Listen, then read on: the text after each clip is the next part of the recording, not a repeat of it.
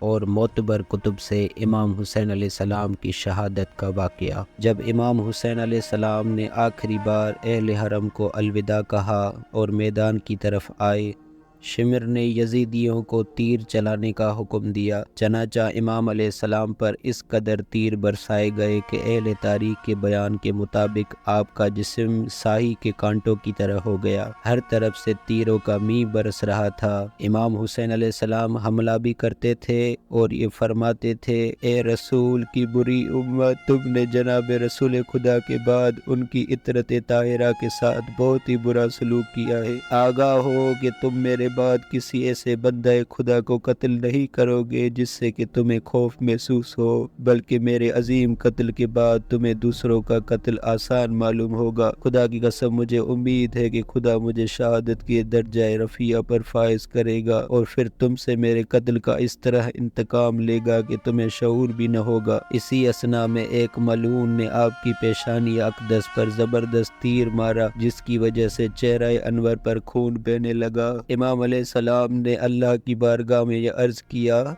یا اللہ، تو دیکھ رہا ہے تیرے یہ سرکش بندے میرے ساتھ کیا سلوک کر رہے ہیں، تو انہیں قتل و غارت کر اور روئے زمین پر ان میں سے کسی ایک کو بھی زندہ نہ چھوڑ اور انہیں ہرگز معاف نہ کر۔ ظالموں نے یہ کیفیت دیکھ کر بھی اور شدید حملے کر کے امام کو بالکل گھائل کر دیا۔ آقا مظلوم کا جسم زخموں سے چور چور ہو چکا تھا۔ ارباب مقاتل کا بیان ہے کہ خون کے بکثرت بہہ جانے کی وجہ سے امام عالی مقام پہ ضعف و نقاہت کا غلبہ تھا، بدن زخموں سے نڈھال ہو گیا تھا، قدرے سستا رہے تھے کہ اچانک ایک شقی نے پیشانی اقدس پر پتھر مارا، جس کی وجہ سے خون نکلا۔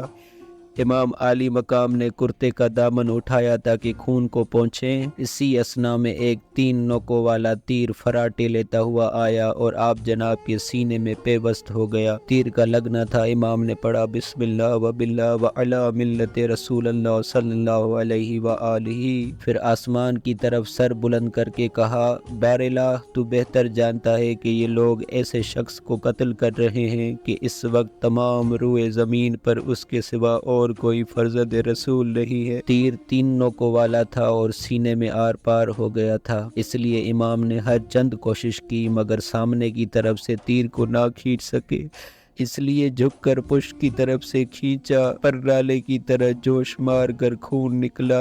امام نے نیچے ہاتھ رکھ لیا اور چلو لبریز ہو گیا تو آسمان کی طرف پھینک دیا، مگر ایک قطرہ بھی واپس نہ آیا۔ پھر دوبارہ نیچے ہاتھ رکھا، پھر بھر گیا تو اپنے سر اور ریش مبارک پر ملکل فرمایا، میں اسی طرح اپنے خون کا خضاب لگا کر اپنے جد نامدار کی بارگاہ میں حاضر ہوں گا اور جا کر عرض کروں گا، یا رسول اللہ، مجھے فلاں فلاں نے شہید کیا ہے۔ اسی اثنا میں ایک لعین نے آپ کی پشت مبارک پر اس زور سے نیزہ مارا کہ آپ زین پر سنبھل نہ سکے بلکہ فرش پر داہنے رخسار کے بل تشریف لائے۔ مورخین نے لکھا ہے کہ آپ چند قدم چلتے پھر منہ کے بل گر پڑتے۔ علماء نے لکھا ہے کہ یہ بار بار کا گرنا ضعف کی وجہ سے نہ تھا بلکہ وجہ یہ تھی کہ حضرت اٹھ کر چند قدم چلتے تو کوئی شقی نیزہ مارتا اور کوئی تلوار اور حضرت گر پڑتے۔ ایک ملعون نے دہن اقدس میں تیر مارا اور ایک لعین نے حلق میں تیر مارا اور ایک لعین نے آپ کے بائیں بازو پر تلوار کا وار کیا۔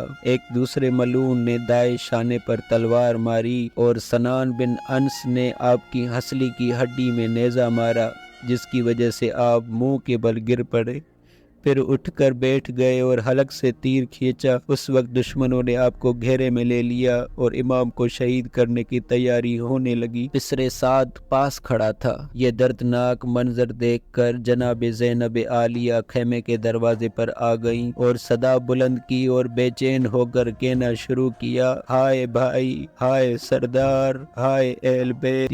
امام نہایت مجروح و خستہ حالت میں خاک پر تشریف فرما تھے۔ ایک لعین نے آ آگے بڑھ کر امام پر سب و شتم کیا اور پھر سر اقدس پر تلوار ماری، جس سے امامے کے نیچے جو ٹوپی تھی وہ کٹ گئی اور سر مبارک بھی شگافتہ ہو گیا۔ ٹوپی خون سے بھر گئی۔ امام نے وہ ٹوپی اتار دی، سر پر پٹی باندھی۔ امام کو زین سے فرش پر آئے کافی دیر ہو چکی تھی۔ آخرکار شمر لعین نے للکار کر کہا، کیا انتظار ہے، ان کا کام جلد تمام کرو۔ خولي بن یزید آگے بڑھا لیکن وہ لرز کر واپس چلا گیا۔ شمر لعین نے غصے سے کہا، خدا تیرے بازو کو شل کرے، کانپتا کیوں ہے؟ اس کے بعد یہ ملعون خود آگے بڑھا اور ناقابل بیان گستاخانہ انداز میں بیٹھ گیا۔ یہ ملعون مبروز تھا۔ جناب سید شہداء نے اس کی طرف دیکھا اور فرمایا، خدا و رسول نے سچ فرمایا ہے۔ جناب رسول خدا صلی اللہ علیہ وآلہ وسلم نے فرمایا تھا کہ میں ایک سفید داغ والے کتے کو دیکھ رہا ہوں جو میری اہل بیت کے خون میں منہ ڈال رہا ہے۔ بہرحال اس شقی ازلی نے کند تلوار کی 12 ضربات سے خامس آل ابا